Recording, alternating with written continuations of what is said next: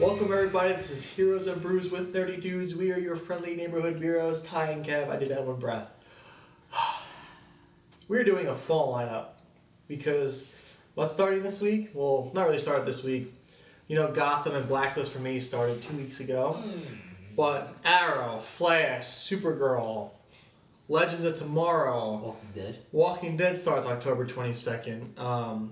Everything Stranger started. Things. Stranger Things is what, October 27th. Oh yeah. We got Gifted and Inhumans coming out, and there's a lot of superhero stuff too. A lot of superhero stuff. Yeah. But before we talk about that, excited, not excited? This fall lineup. What are your thoughts? Well, most of you might know I did give up on Gotham, unfortunately. Which a part of me is like kind of interested in what like the route that they're going. The premiere for this season was really good. I missed yesterday's episode, but the premiere was really good. Oh, it's on a new night now, right? Thursday nights. That's crazy. Yeah. I did see Bruce has like a cowl on now. Not yet. He just had like this mask kind of thing going on. Yeah. Okay. Not yet. Okay. But it's still like too little for me to be. it's a different take, man. I know. I mean, I'm not gonna lie. Like, I'm kind of interested, just as a Batman fan, to see what has happened and where they're going with it. But I don't know. I have some catching up to do if I am to dive back in that. Excuse me. But we have Gotham. And Which they bring back the Scarecrow.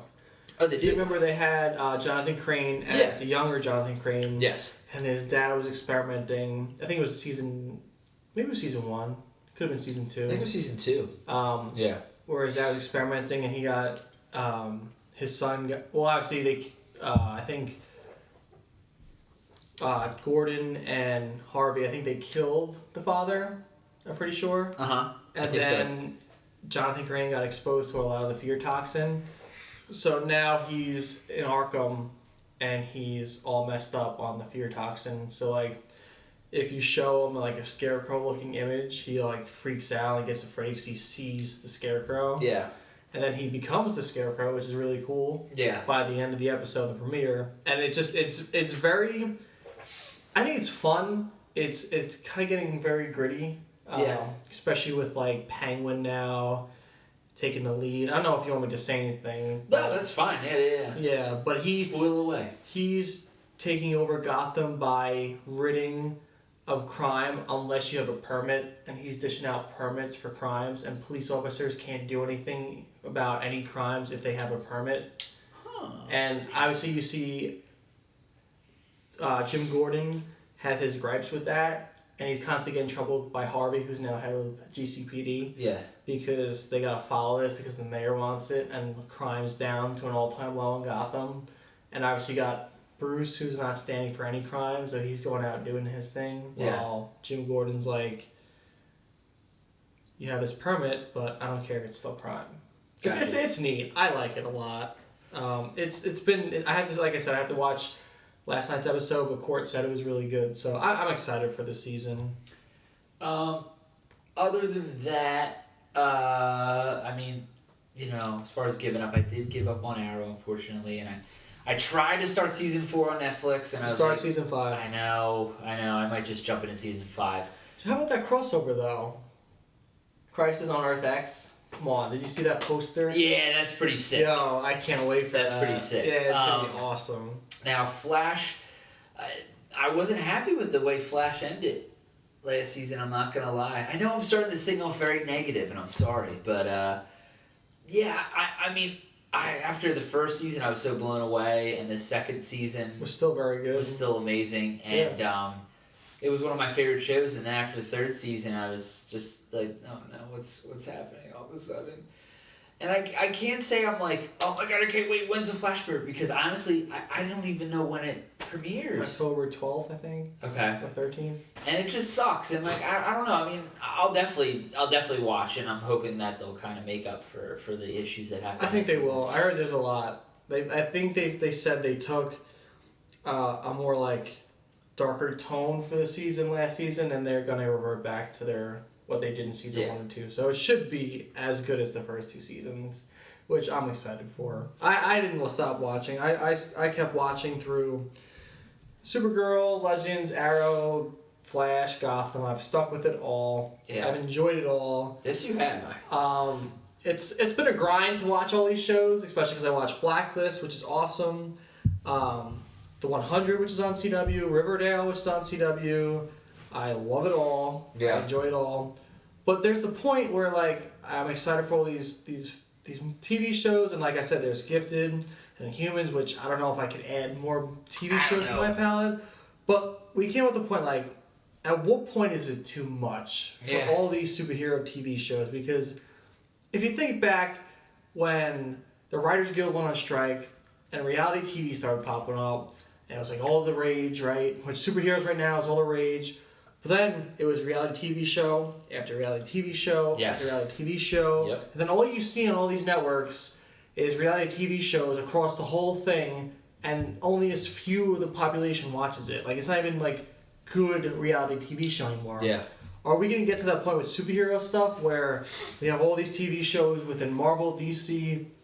I know Netflix just bought out some comic company. They do Kick-Ass and... Was it Vertigo? Or no, it's not Vertigo. No, it's someone's name. I don't know, but like Netflix is gonna start dishing out that if they bought it out, right? Yeah. So they're gonna have a ton of comic stuff with with DC coming out with its own digital service. Yeah. And then Disney's gonna come out with their own digital service. There's just going to be tons and tons and tons and tons of superhero television shows. Yeah. And I think they need to lay back a little bit because, yes, it's lucrative, right? It's very lucrative. But at what point is it like they're going to cut their production value and just start just dishing stuff out and like not care who's going to watch it? Yep. That's exactly the what we were talking about earlier is that, obviously we do this because we're huge superhero fans. Yeah. And comic book fan, I mean, I guess it's one and the same, but, and it's been great. It's been great as comic book fans to have everything that we've had as far as television shows and movies, and but I have to admit, I think it's getting to a certain point where it's kind of getting suffocating is the best way to put it. And, I mean, at some point, we all knew, that things are going to kind of die down. A bit, you can only have so much, and then at some point it becomes a fad, and then that'll just kind of go away. But the thing is, I mean, like in Humans, Gifted, I don't know.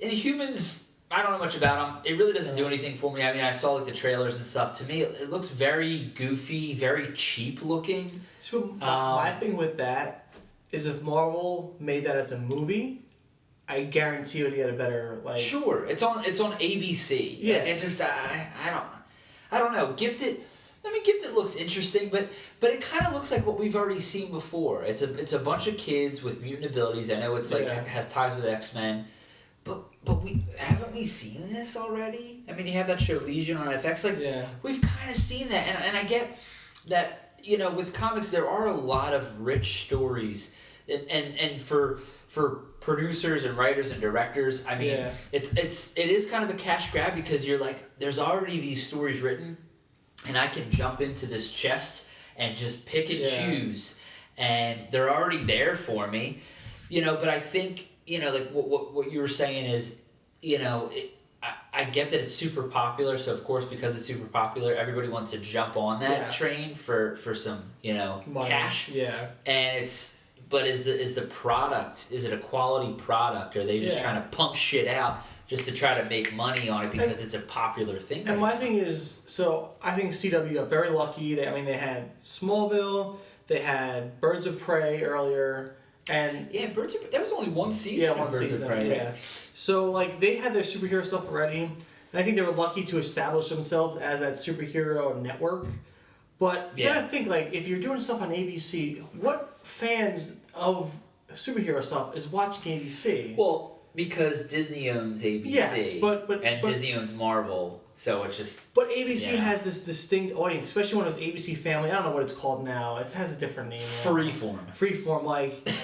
That's like, kind of like lifestyle, kind of like those kind of movies. That's what I think of. So like Lifetime? Yeah, Lifetime. That's what Lifetime. Yeah. Like I'm not gonna go to Freeform to watch superhero stuff. Yeah. It's weird to go to the CW to watch superhero stuff, but Arrow was just so good for its first 2 seasons. Yeah. People came back like, wow, this is really good. So then they had the ability to dish out Flash, Superhero, Supergirl, Legends of Tomorrow, and now they're dishing out Black Lightning. Like, but to me, like, I think those four shows, that was good, but now you're getting Black Lightning.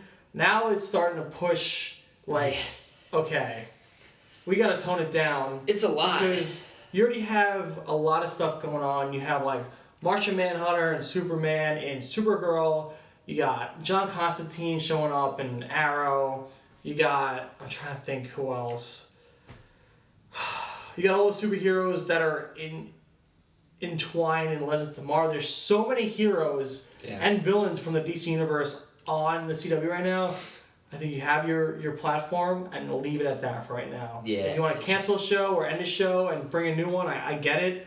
But right now, I think you gotta stop because it's just getting to get too much. I don't want to stop watching these shows because I'd rather not put 10, 12, 15 hours a week in just TV shows. That's what I mean. For all my shows that I watch. Find time to watch all this stuff?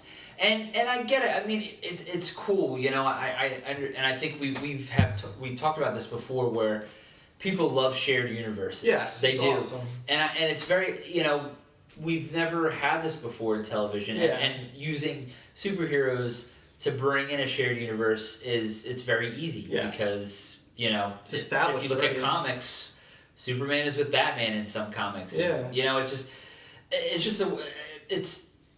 it's cool to see that. It's cool to, I follow show X, Y, and Z, and then there's going to be an episode when X, Y, and Z are all together in one, and that's cool. It is. But it's just like, damn, where do you find the time? Because, are they going to bring Black Lightning into these other shows? No, it's separate. It's a separate thing? It's separate. Good. Because then you would be like, shit, I got to make sure I'm watching all 4 of these, or all 5 of them, I guess. Yeah. And then because they're going to have one episode all together, and I want to make sure it's just, I don't have the time for to stick with all this stuff. It's a lot. But it's just But my whole thing with this, if it was movies, it'd be different because you buy a movie ticket, you sit there for an hour or two.